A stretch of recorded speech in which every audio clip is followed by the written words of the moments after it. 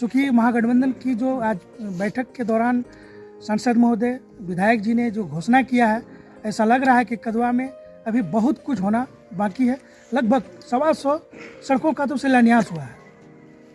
इनसे अधिक और हम आपको क्या जानकारी दें।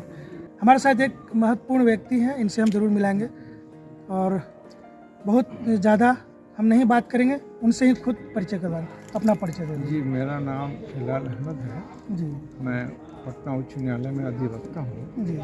और मैं इसी गांव धपरसिया का निवासी हूँ। जी। और मुझे कल पता चला कि लिंजी घाट में ब्रिज निर्माण का शिलान्यास होने जा रहा है, तो मुझे बहुत खुशी हुई और मैं कल पटना से रवाना हुआ और आज गांव पहुंचा और इस कार्यक्रम में मैं भाग लिया।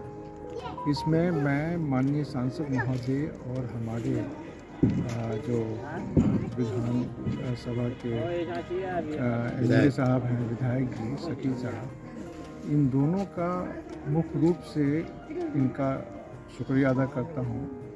और ये मेरा मानना ये है कि अगर आपके अंदर चाहत है कुछ करने का तो आप कर लेंगे। समय ज़्यादा नहीं लगता है कुछ करने के लिए। हम लोगों के साथ एक दिक्कत क्या रही कि ये पॉलिटिकल गैप जो रहा, हमारे यहाँ के प्रतिनिधि नहीं गए और उसके वजह से ये सब काम नहीं हुआ। 50 साल से ये घाट को बनना था। अब आप समझिए कि इस पार और उस पार जाने में ये घाट के बनने से आपका बायसी से लेकर के उधर आप जहाँ जाना चाहेंगे वो कनेक्टिविटी है इस पूरे क्षेत्र का। तो ये नहीं बन रहा था, इसके वजह पॉलिटिकल विल नहीं था, लोगों के अंदर चाहत नहीं थी।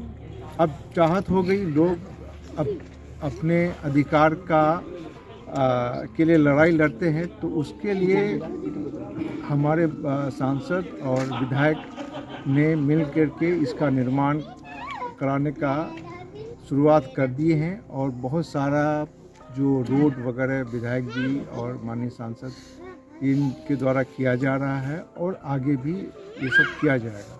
पटना में आप जो रहते हैं, पटना में रहते हैं आप? जी जी। और वहाँ जो है कि आपका जो है कि न्यायालय में अपना जो भी काम धाम जी है, जी। इस दौरान गांव तो याद आता होगा? मैं गांव आपको बताऊं कि 15 दिन 1 महीने में ज़रूर आता हूं और मैं गांव हमेशा आता हूं और बचपन से ही बाहर रहा। लेकिन जब मैं गांव आता था तो आपको पता होगा कि ब्लॉक के बाद एक नदी है, वहाँ पर पुल रहता नहीं था, नाव पे पार होना पड़ता था। कई बार लोग वहाँ पर नाव डूबने से लोग मरे भी हैं। बल्कि पिछले सैलाब में अभी जहाँ लिंजी जहाँ पर आज हुआ कार्यक्रम ब्रिज बनने का, वहाँ पर एक नाव डूब गया था और उसमें एक टीचर, महिला टीचर थी, वो मरते मरते बची है। बिल्कुल, हाँ। आप ये समझिए कि यहाँ के जो लोग हैं उनकी क्या दुर्दशा है, वो बहुत ही बुरे हालत में लोग रहते हैं। और मैं ख़ास करके एक बात आप लोग के द्वारा बताना चाहता हूँ कि ये तमाम चीज़ तो बनते रहेगा, लेकिन व्यक्ति बनना ज़्यादा ज़रूरी है। हमारे यहाँ इस इलाके में एजुकेशन की बहुत कमी है। एजुकेशन में पहले जो स्कूल वगैरह था तो उसमें पढ़ाई नहीं हुई, अब तो खैर कुछ टीचर वीचर आए हैं और हम लोगों को एक मूवमेंट करना पड़ेगा। यहाँ के जो भी लोग रहने वाले हैं, निवासी हैं, उनको एक आपको प्रोत्साहित करना है, उसको आपको बताना है कि एजुकेशन क्या ज़रूरी है। उसके लिए हमारे यहाँ एक कॉलेज खुलना ज़रूरी है। आप यहाँ समझिए कि कॉलेज नहीं है इस पूरे लगभग 5-6 लाख की आबादी में, या 10 लाख भी आप बता सकते हैं कि आबादी में कोई कॉलेज नहीं है। ग्रेजुएशन करने के लिए, हाँ, और कोई तरह का बीएड वगैरह करने के लिए टेक्निकल कॉलेज नहीं है, बीएड कॉलेज नहीं है और पढ़ाई का जो वातावरण होना चाहिए, एक कंपटीशन की जो भावना होती है, आपस में भी भावना होना चाहिए कंपटीशन का, उसी से तो तरक्की लोग करते हैं। तो वो चीज़ जो नहीं है यहाँ पर, उसके लिए भी हमको सोचना चाहिए और हम ये बात आज लाए भी हैं। हमारे जो दो माननीय प्रतिनिधि हैं उनके सामने भी मैंने कहा कि भाई एजुकेशन पर भी फोकस होना चाहिए, बात होनी चाहिए। और उससे क्या होगा कि हमारे यहाँ जो हम लोग क्या प्रोड्यूस कर रहे हैं, हम लोग सिर्फ लेबर प्रोड्यूस करते हैं। हमारे यहाँ लेबर बनता है और बाहर जाता है, चाहे वो आपका बॉम्बे जाए, दिल्ली जाए, जहाँ पर भी जाना है वो तमाम लोग जाते हैं।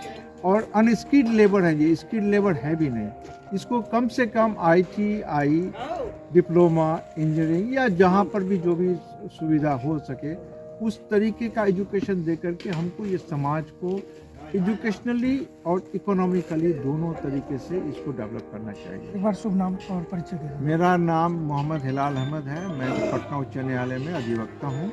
मैं इसी गांव का निवासी हूँ। धन्यवाद। बिल्कुल बातों को हम समाप्त करेंगे और हम